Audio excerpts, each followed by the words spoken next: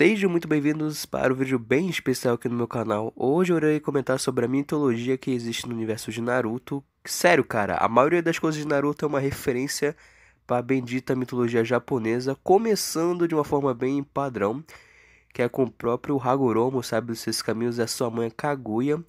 Eles fazem parte de um conto japonês que não é muito interessante, então assim, decidi começar bem do baixo mesmo, porque o conto desses dois é bem meh no geral. E bora lá prosseguir com as coisas mais legaisinhas, na minha opinião. Isso aqui todo fã de Naruto deve saber, mas enfim, vou comentar novamente, que é um pouco sobre o Jiraiya, a Tsunade e o Orochimaru. Esses nomes vêm diretamente de um folclore japonês, onde nesse folclore tem um cara que se chama Jiraiya e ele tem a magia dos sapos. E o Jiraiya se apaixona por uma princesa chamada Tsunade, ela tem a magia das lesmas. E nesse folclore o vilão se chama Orochimaru e ele tem a magia das cobras, já viram, né? De onde é que o Kishimoto tirou inspirações para criar os três Sanins lendários de Konoha em Naruto. E continuando ainda um pouquinho no folclore aí dos três Sanins lendários, nessa história também tem um esquema bem interessante, onde a cobra vence o sapo vence a lesma vence a cobra. Ou seja, é um esquema literalmente de pedra, papel e tesoura. É curioso de comentar também. Indo agora para as bijus, todas elas têm referências aí na mitologia japonesa também. Tem suas histórias por trás, etc. A maioria é história meia boca, na minha humilde opinião. As mais interessantes é sobre o Quatro Caudas e a Nove Caudas, obviamente. O Quatro Caudas em Naruto se chama Son Goku. E isso não é uma referência apenas ao Goku de Dragon Ball, muito pelo contrário. Na mitologia japonesa, literalmente tem um carinha que se chama Son Goku. Ele é conhecido também como o Rei Macaco, porque o cara é brabo, luta e se transforma em qualquer pessoa. E ele faz parte de uma historinha que se chama Jornada para o Oeste. Algumas pessoas já devem ter ouvido falar desse cara também. E em Naruto também tem a invocação do terceiro Hokage, que é o Rei Macaco Ema. E o Ema pode se transformar em qualquer coisa praticamente. Também uma referência a esse Rei Macaco da mitologia japonesa, que é bem legal também. Caceta, o Kishimoto pegou esse rei macaco da mitologia e, tipo, criou dois personagens. Deu a capacidade de se transformar pro macaco do terceiro Hokage e deu o nome do cara pra biju de quatro caudas. O bagulho é doido. E a Kurama de Naruto, ela é baseada num conto aí, num folclore japonês sobre um ser chamado Kitsune.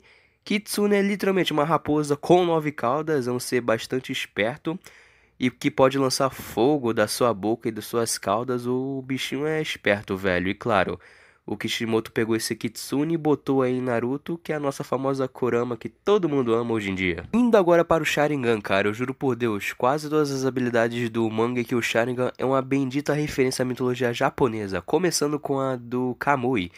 Em Naruto, o Kamui é uma habilidade do Mangekyou Sharingan do Kakashi e do Obito, mais do Obito, mas vocês me entenderam. No caso, o olho do Kakashi consegue enviar qualquer objeto para uma outra dimensão, e o olho do Obito faz com que ele mesmo vá para outra dimensão. E bom, na mitologia japonesa é dito que Kamui é um deus criador e ele é o pai da Izanami e do Izanagi, dois deuses que eu vou comentar já já. E enquanto eu fazia a minha pesquisa para esse vídeo, eu também descobri que Kamui é o nome de um filme japonês também, ou seja, tem mais essa. E bora lá, Izanagi, Izanami e Naruto. Izanagi basicamente é o genjutsu supremo que você pode usar em si mesmo, vimos isso com Danzou, e a pessoa literalmente manipula a própria realidade.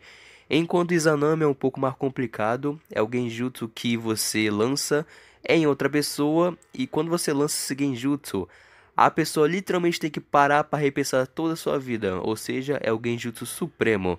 Um basicamente muda o seu destino e o outro decide o seu destino. E indo agora para a mitologia, tanto o Izanagi e a Izanami, homem e mulher, são deuses, cara, criadores lá na mitologia japonesa. Eles são irmãos e acabam se casando. Pois é, né? Incesto, o Japão é tudo liberado.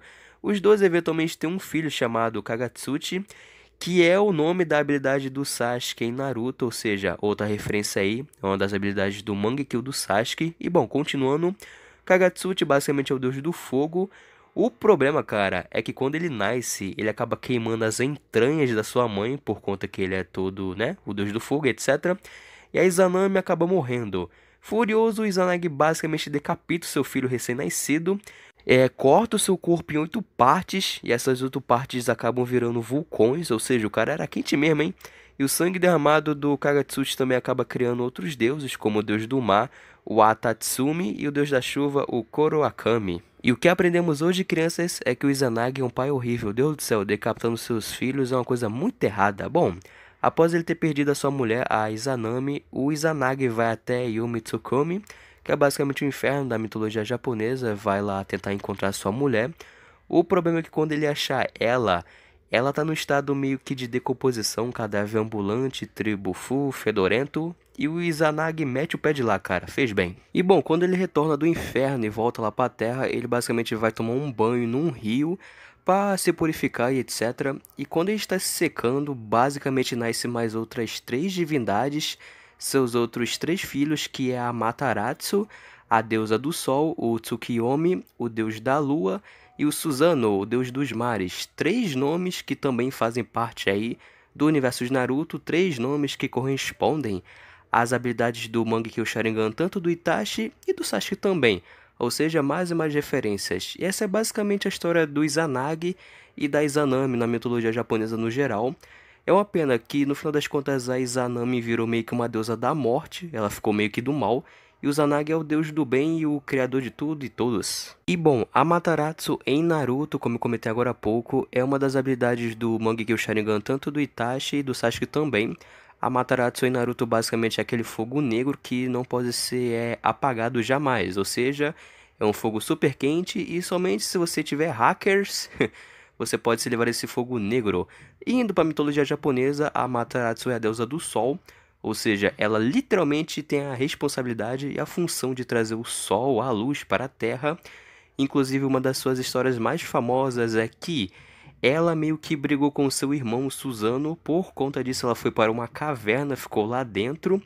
Como ela estava lá dentro da caverna, a luz, o dia em si acabou na Terra, ou seja, ficou um breu miserável. Por conta disso, os outros deuses ali da mitologia japonesa se uniram, bolaram um plano para tirar a Mataratsu da caverna. Eventualmente eles conseguem fazer isso. Eles até botam um espelho na abertura ali da caverna. E a Mataratsu se vê, ela vê o próprio reflexo e vê que ela estava feliz, sorridente, bababá.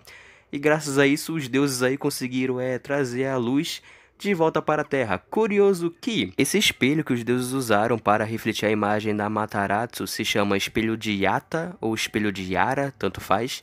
Esse espelho é o mesmo escudo barra espelho que o Susanoo do Itachi tem, aquele escudo lá dele boladão que nada pode penetrar. Pois é, né? Outra referência aí da mitologia japonesa é em Naruto. E continuando a falar um pouquinho mais sobre o Susanoo do Itachi e do Madara também, esses têm uma habilidade peculiar que se chama Yasaga Magatama, literalmente é uma espécie de miçanga lá no Japão.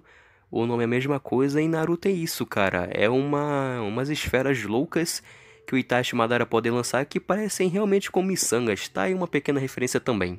Prosseguindo, temos o Tsukiyomi, que em Naruto é uma habilidade do Mangekyo do Itachi, é um genjutsu poderosíssimo que dá ao Itachi um controle sobre o próprio tempo e espaço, e velho, se o Itachi te pegar com esse genjutsu é basicamente game over. Indo para a mitologia, Tsukiyomi é o filho do Izanagi, ele é o deus da lua, irmão da Mataratsu e do Susanoo também.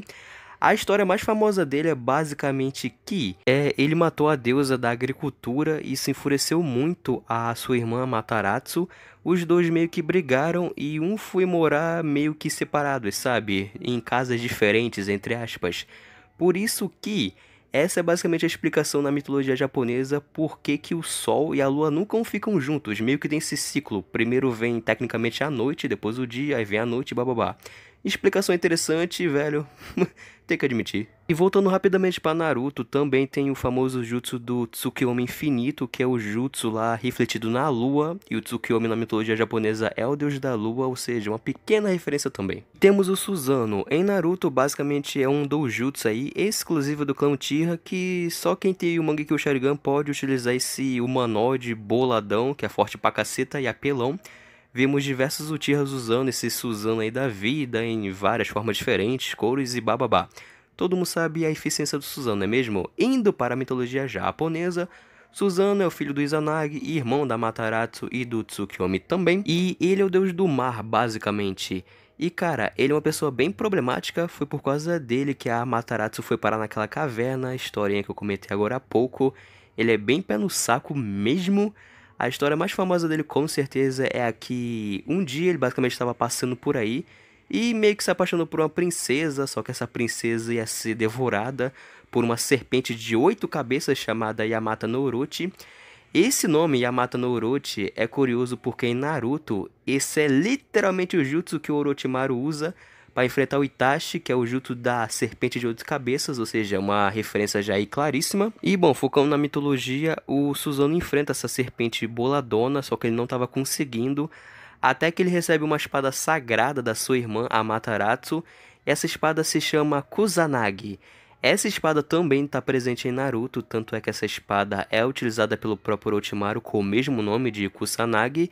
Enfim, voltando para a mitologia, o Susanoo consegue vencer a serpente de 8 cabeças com essa espada aí, Kusanagi boladona. E para finalizar o vídeo, temos o bendito Rinnegan, claro, né? Se tem Sharingan, tem que ter Rinnegan, é lei. Bom, o Rinnegan, cara, ele não está presente na mitologia japonesa, muito pelo contrário, ele está presente na mitologia budista e no hinduísmo também.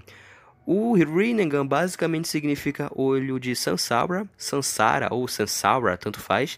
É basicamente o processo de reencarnação que está presente no budismo e no hinduísmo também. E cada um dos 6 caminhos da dor do Pen lá em Naruto representa um dos 6 reinos de Sansara. E bora lá comentar sobre cada um. Começando com o caminho de Naraka em Naruto, esse caminho basicamente dá ao usuário a capacidade de interrogar qualquer pessoa. E se a pessoa mentir, bom, o rei do inferno corta a língua e engole a língua da pessoa também. Indo agora para a mitologia, o reino de Naraka é basicamente um inferno, curto e grosso, e aí vive um ser chamado Yama, e ele é o rei do inferno, e as pessoas são trazidas perante a ele para que o Yama possa julgá-las da melhor forma possível. E cara, e se a pessoa mentir pro Yama, ele acaba cortando a língua da pessoa e engolindo ela, ou seja, igualzinho em Naruto, tá aí a referência. Próximo temos o caminho Preita, que em Naruto dá ao usuário basicamente a capacidade de absorver ninjutsu. Indo para a mitologia, o reino de Preita é onde basicamente reinam aí as criaturas chamadas de Preitas, e essas criaturas basicamente sofrem com uma constante fome insaciável. Isso é uma referência ao caminho Preita de Naruto, porque em Naruto esse caminho também sempre quer absorver ninjutsu mais e mais. E em Naruto existe o caminho humano, que dá ao usuário a capacidade de basicamente arrancar a alma dos outros, ou seja, nada forte.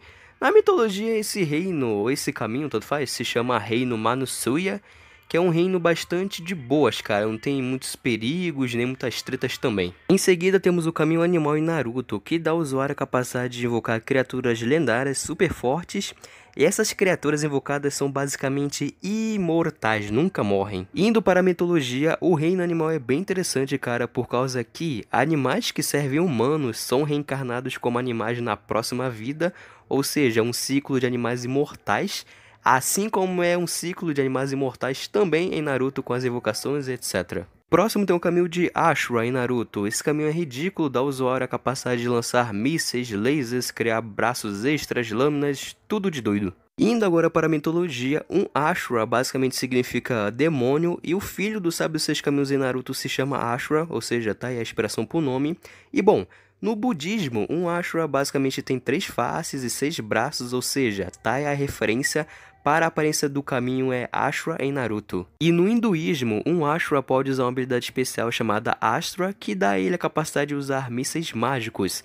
Em Naruto, vimos que o caminho de Ashura pode lançar mísseis doidos, ou seja, tá aí a inspiração. Para finalizar o vídeo, temos o caminho de Diva. Esse caminho em Naruto dá ao usuário a capacidade de manipular as forças de atração e repulsão também. E indo para a mitologia agora, um Diva no budismo basicamente é um deus, e no hinduísmo é a mesma coisa, só que os Divas são liderados por um deus chamado Indra, que é o nome também do outro filho do sábio dos 6 caminhos, ou seja, tá aí outra inspiração. Bom, basicamente é isso, meu povo, essas são todas as referências de mitologias principais que existem em Naruto. Claro, eu devo ter esquecido de alguma, se eu esqueci deixa aqui nos comentários. Bom, esse também é um vídeo que marca 2 anos do meu canal, ou seja, muito obrigado pelo suporte até aqui. Espero que venham mais e mais anos, nossa senhora, muito obrigado mesmo pelo suporte. Ai, por continuar comigo até aqui. E, cara, é isso. Sem mais palavras, até a próxima, galera. Valeu!